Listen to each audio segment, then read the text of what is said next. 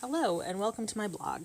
Today I'm going to be showing you how I made this fun shaker card to send off to family and friends right now.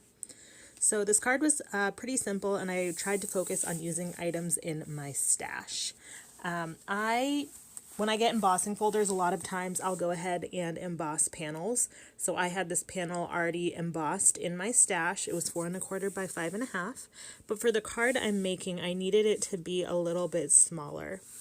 The frame that we're going to use on this card shows a little bit of the free edge of the card, and I didn't want this paper to show. So I just pulled out my trimmer and cut it down to about 4 by 5 1/4. I wasn't being exact. Again, I just wanted to cut off enough of the edge so it wouldn't, this panel wouldn't show on the completed card. Once I was done with that, I went ahead and set it aside, and then I moved on to making the frame for this card. So in order to make the frame, I have a panel of 4 1/4 by 5 1/2 cardstock, and I'm using my Cat Scrappiness Stitched Rectangles layering dies. I've taken the largest 2 dies and taped them together so that they'd create a nice little frame.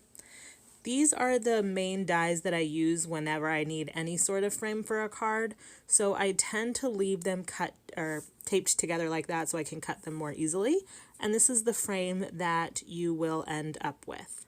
Now, for acetate, if you have acetate on hand, of course, go ahead and use that. But if you don't, or if you just want to save it, you can also look around and use packaging from other products to create your shaker card. So that's what I had there, and I just went ahead off screen and cut that down to create a nice little panel for my card.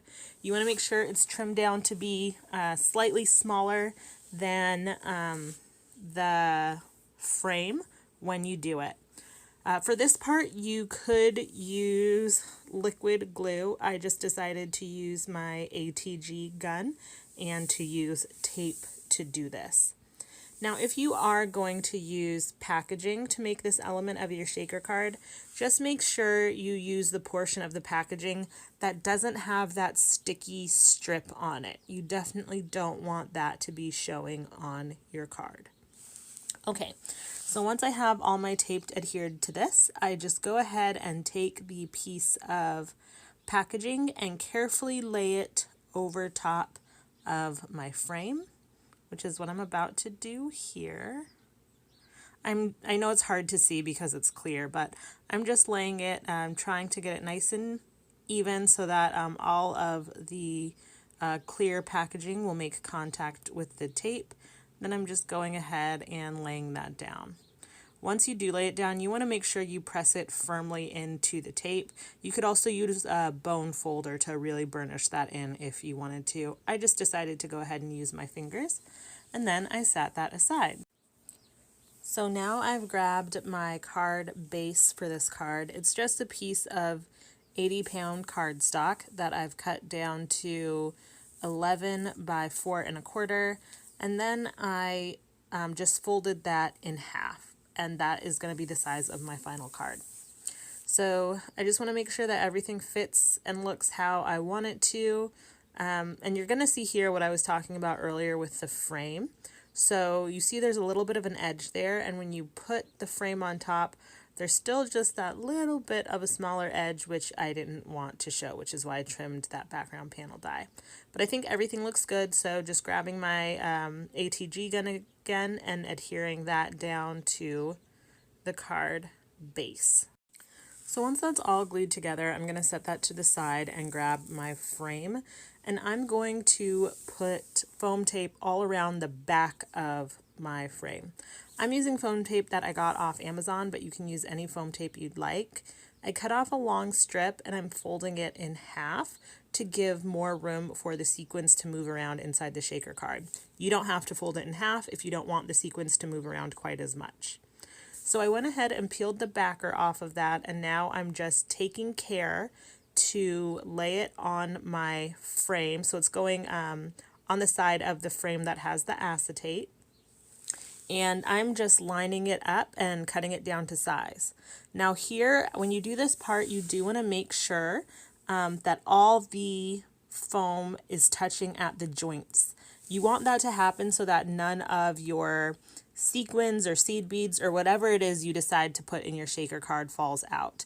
Because if there are any gaps, it leaves room for those little shaker insides to fall out, and we definitely don't want that happening with our card. So I'm just putting that all around the back, just like so. And then once I'm done putting all that foam tape on, I will set the frame aside and we will begin to fill up our shaker card. Okay, so I decided I wanted to keep this card pretty clean and simple, so I'm just using sparkling clear sequins that I store in a nail case. I got these sequins at Michael's and they came in 3 different sizes, like a small, a medium, and a large, and I'm going to use all of the different sizes. Like I said, I wanted to keep this card pretty clean and simple, but you could always use any type of sequins or seed beads or glitter or whatever you have on hand. I think rainbow sequins could be really cute in this too. But once I like how many sequins I have in there, I make sure they're free and clear of the edges of the card. And then I just grabbed the frame and adhered it right over top. Once I had it positioned how I liked it, I just pressed down to make sure that foam adhered nicely to the card. And there we go. We're done with the main shaker part of the card. And because I layered it up, you can see those sequins moved around pretty easily. For the sentiment on this card, I'm using this stamp set from Fiskars. I got it at Joann's a couple of years ago. I love the sentiments. They're pretty simple, but I really like this For You sentiment, and that's what I'm going to use. So I'm going to do some heat embossing here. I just have a little scrap of cardstock that I am treating with an anti-static tool. And then I'm going to take some Versamark ink, which is just a sticky ink, and we'll use that for embossing.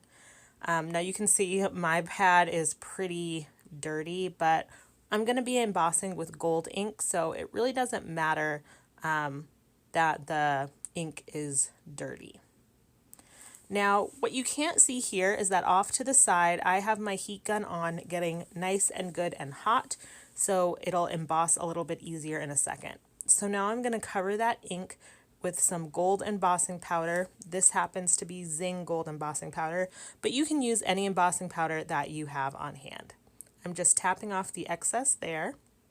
I like to move my tweezers whenever I'm doing something small like this because I notice sometimes the embossing powder can cling around the tweezers, and I want to make sure I get all of those little stray bits off.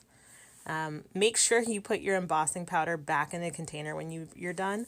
Had a couple of mishaps where I've forgotten to do that, and I've gotten embossing powder everywhere, and if you've ever done that, you know it's a pain in the butt to clean up.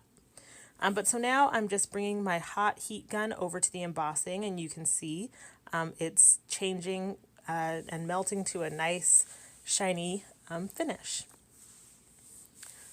Okay, so moving on to the next step of the card. For the centerpiece of this card, I went through my stash. I found this set of stickers that I got at Dollar Tree, and I thought these sloths were adorable. I especially love the one that says free hugs because I think we could all use some hugs right now, and because of social distancing, since we can't go up and hug each other, I feel like a card is a perfect way to send a hug in the mail and let people know, you still care about them, you still think about them, of course from a respectable minimum of 6 feet away.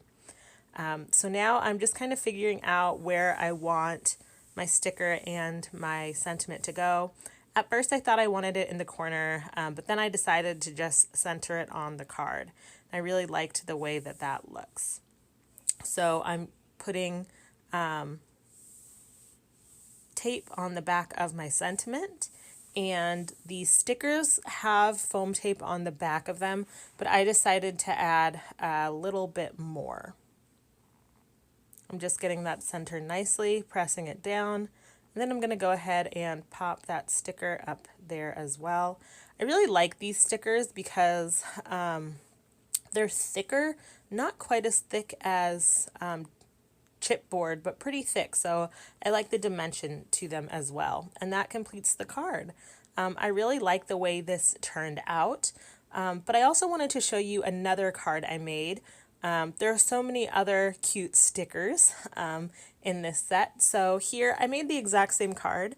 I just used some polka dot pattern paper for the background, and I used this penned sentiments from the Ton. I just used the stamps that say sending hugs and kisses. So this was a pretty easy card to make. You could make a bunch of these and send them out in the mail to folks. That's just what I happened to make today. I hope you enjoyed, and I'll see you guys in the next video.